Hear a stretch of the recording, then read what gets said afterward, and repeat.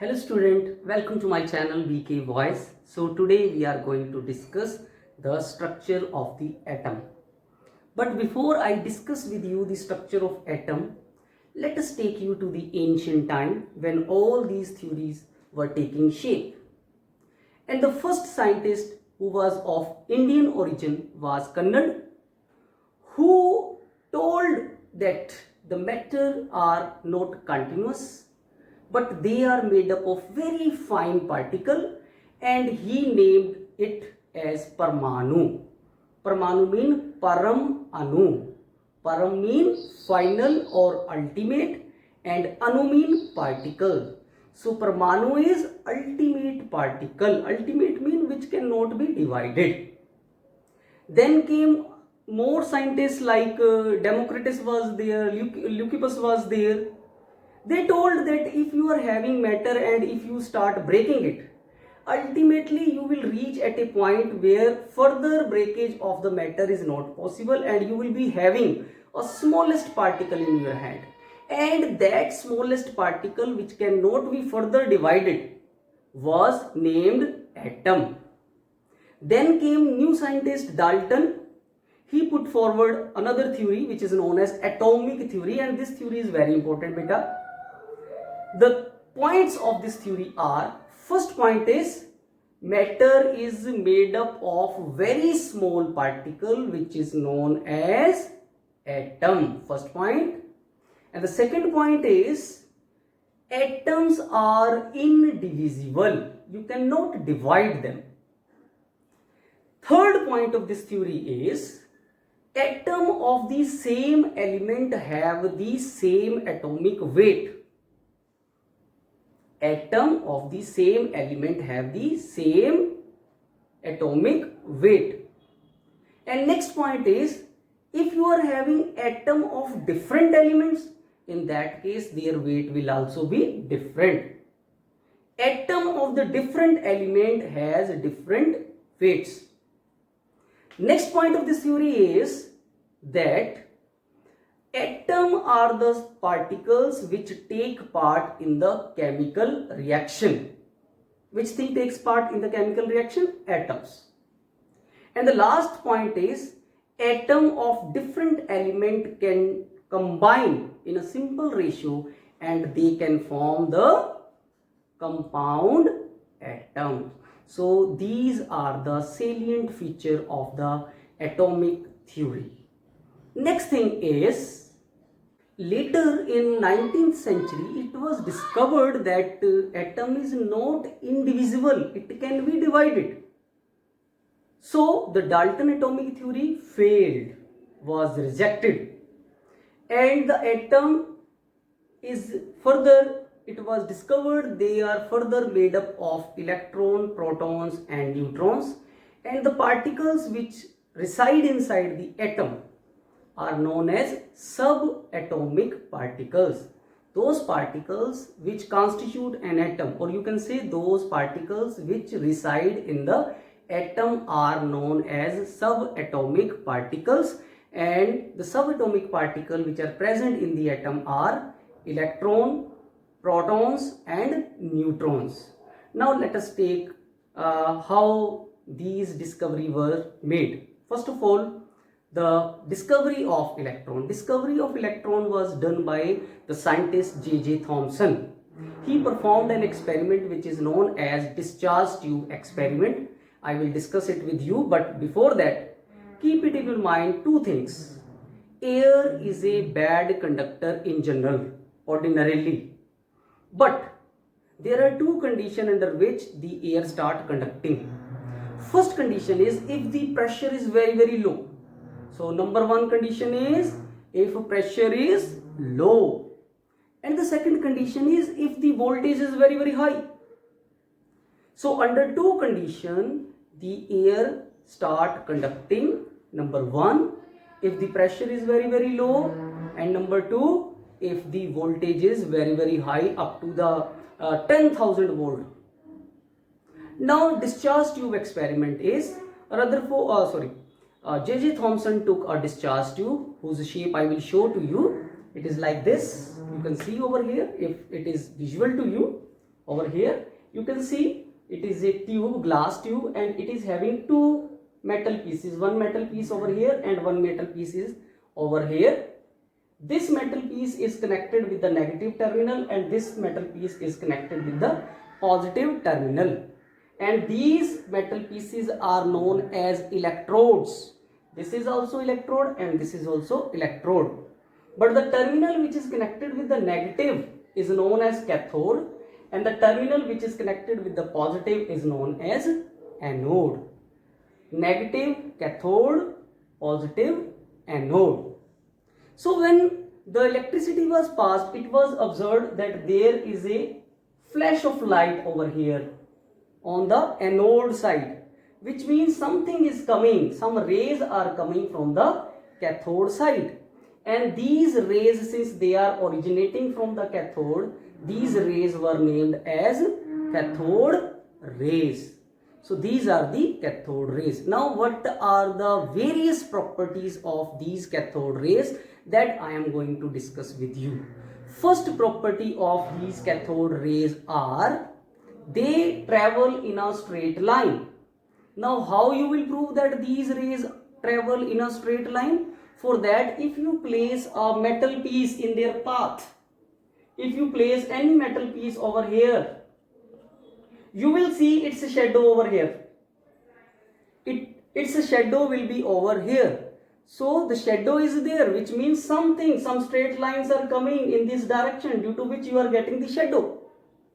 So you can prove that the cathode rays travel in a straight line. How you will prove? You will put a metal sheet in their path and the shadow of that metal sheet will be there. That will prove that they travel in a straight line. And the second property of these rays are they are stream of particles. Now how you will prove that these are a stream of particles? For that, you just place a paddle wheel, a small paddle wheel over here. If you place a paddle wheel in their path, the paddle wheel start rotating. Now how the paddle wheel can start rotating? If something strike on the paddle wheel, only then the paddle wheel can start rotating. Since the paddle wheel is rotating, it indicates that some particles are striking on that paddle wheel, which means cathode rays are stream of particles. So second property is stream of particle. And the third property is these are negatively charged particle. Cathode rays are negatively charged. So how you will prove it? For that, you just place a positive electrode over here and negative electrode over here. You will see that these rays will just bend toward the positive. These rays bend toward the positive electrode, which mean these are negatively charged. Negative charge can be attracted by the positive charge. So this is the positive. So these rays must be negative in nature. So third property is they are negatively charged and they are carrying 1 unit negative charge. And next property is their nature remains same. Their charge do not vary, their mass do not vary with the change of the gas or with the change of the glass sheet. So they remain same. That is there. So that are the properties.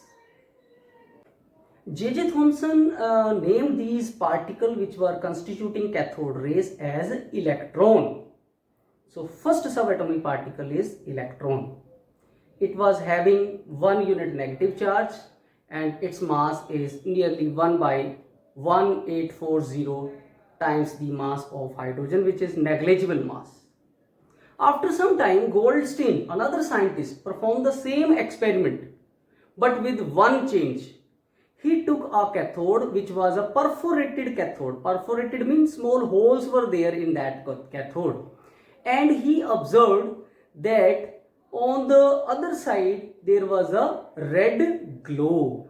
And that experiment I am showing you. It is like this. you are having a cathode over here, you are having cathode over here, and here you are having anode, and this is the perforated cathode. From these holes some rays passed and they appear over here, due to which a red glow was observed. So Goldstein showed that some rays are coming from anode side and they are passing from these holes and they touch this surface over here and produce red glow. These rays were named as anode rays or canal rays. Why? Because they were passing from the small holes like canals. So that is why they were named as canal rays or anode rays. All the properties of the anode rays were similar as that of cathode rays, but two differences were there. First difference, they carries positive charge. Cathode rays were carrying negative charge, anode rays carries positive charge. First difference. Second difference, their nature changes with the change of gas which is used in the glass tube. When you change the gas, the nature of these rays also changes. So that is the two differences. These are the two differences. First difference, they are positively charged. Second, their nature changes with the change of gas. You know, cathode rays nature not change with the gas, but anode rays nature change with the gas. So the particle which were there in the anode rays were named as protons. So the second subatomic particle is a proton. It carries 1 unit positive charge and the mass nearly equal to mass of hydrogen atom. So proton is there. Now the question arises, from where you are getting these rays? Now you know the atom is electrically neutral. It don't carry any charge. It has equal number of positive and negative charge. If you are having an atom, suppose A atom is there, and if it changes into an electron, then a similar charge will be there on the atom. If it is having 1 unit negative charge, it will be having 1 unit positive charge. So you are having 1 unit positive. So atom is equally charged, carry equal positive charge, and these ions, these positive ions are the anode rays. But when you are using hydrogen, in that case you will be having, if you are having hydrogen, in that case you will be having 1 electron and then 1 positive, and this is known as proton. So you are having protons. So protons are discovered like this. So proton is there. Now next topic which I am going to discuss with you is, let me see. Yes, discovery of neutron. How the neutron was discovered? Neutron was discovered by another scientist whose name was Chadwick. He just bombarded alpha particle on the beryllium, and the beryllium changed into carbon, and some rays were also coming, and those rays were not having any charge, but they were having mass which was equal to the mass of hydrogen. This experiment leads to the discovery of the neutron. So what the Chadwick did? He took a beryllium atom and he bombarded this beryllium atom with alpha particle. What is alpha particle? Alpha particle is doubly positive ion of helium. Doubly positive ion of helium. When it hit the beryllium surface, beryllium changes into carbon, and some particle was also released, some rays were also released during that, and that rays were named as neutrons. Why? They were having no charge and they were having mass equal to the mass of hydrogen. So they were named as neutron. So who discovered neutron? And how he discovered neutron? Neutron was discovered by Chadwick. How? He performed an experiment. He bombarded the beryllium atom with alpha particle, and beryllium atom get converted into carbon, and some rays were also there, and those rays are named as neutron. Neutron is not having any charge, but it is having mass equal to the mass of hydrogen. So the third subatomic particle is neutron.